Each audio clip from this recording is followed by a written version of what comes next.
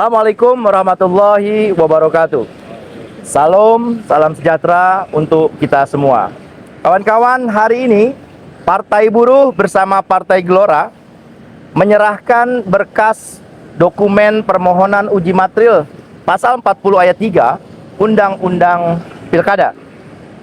Kami Partai Buruh sebagai pemohon 1 dan Partai Gelora sebagai pemohon 2 mengajukan pengujian Undang-Undang Pilkada ini kaitannya dengan aturan dalam pasal 40 ayat 3 yang menentukan bahwa hanya partai politik yang memiliki kursi DPRD hasil pemilu 2024 yang boleh mengusulkan pasangan calon di Pilkada.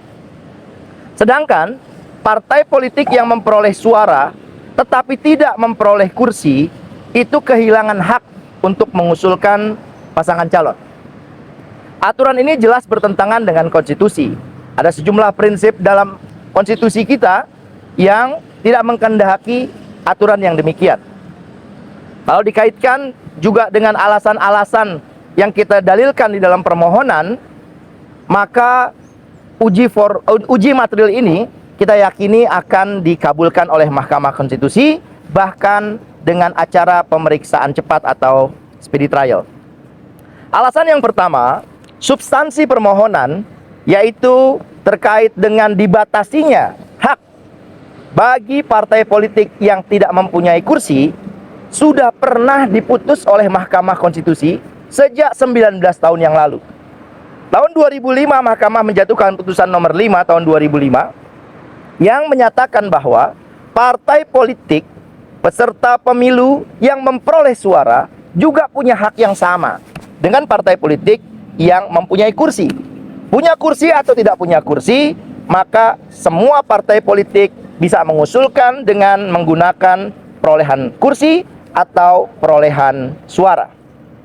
Putusan MK nomor 5 2025 ini diperkuat kembali oleh Mahkamah Konstitusi dalam putusan nomor 5 tahun 2007. Dua putusan MK ini yang akhirnya menyebabkan pilkada langsung pertama mulai tahun 2005 sampai 2013 diselenggarakan dengan memperbolehkan partai yang mempunyai kursi DPRD maupun yang tidak mempunyai kursi DPRD, dia boleh mengusung pasangan calon sepanjang persyaratannya terpenuhi.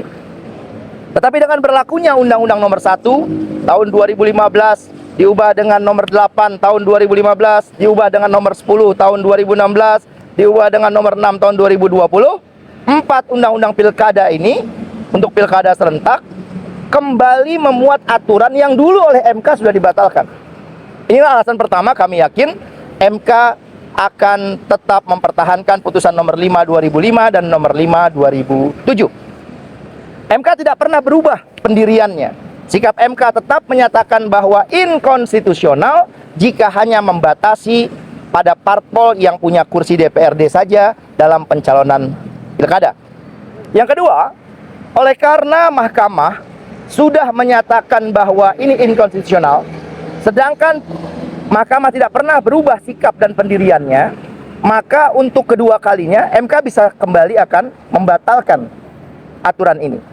Banyak kasus yang bisa kita jadikan contoh, antara lain misalnya aturan tentang larangan atau batasan jaksa untuk mengajukan peninjauan kembali dalam Undang-Undang Kejaksaan yang dulu pada saat dimuat di dalam KUHP itu sudah pernah dibatalkan tapi dimuat kembali dalam Undang-Undang Kejaksaan. MK untuk kedua kalinya membatalkan aturan itu.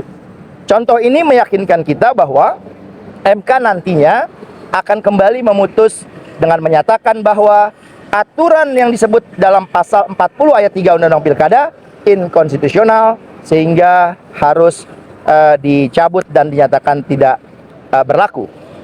Yang ketiga, Partai Buruh bersama Partai Gelora meyakini bahwa proses persidangan akan digelar dengan acara pemeriksaan cepat atau speedy trial karena sejumlah hal untuk itu dimungkinkan. Pertama adalah beberapa jurisprudensi Mahkamah Konstitusi yang memutus tanpa harus mendengarkan keterangan DPR dan pemerintah karena tidak bersifat wajib tapi fakultatif, sehingga terhadap perkara yang sudah jelas bahkan pernah diputus sebelumnya oleh Mahkamah, maka kehilangan urgensinya bagi Mahkamah untuk mendengarkan keterangan pemerintah dan DPR.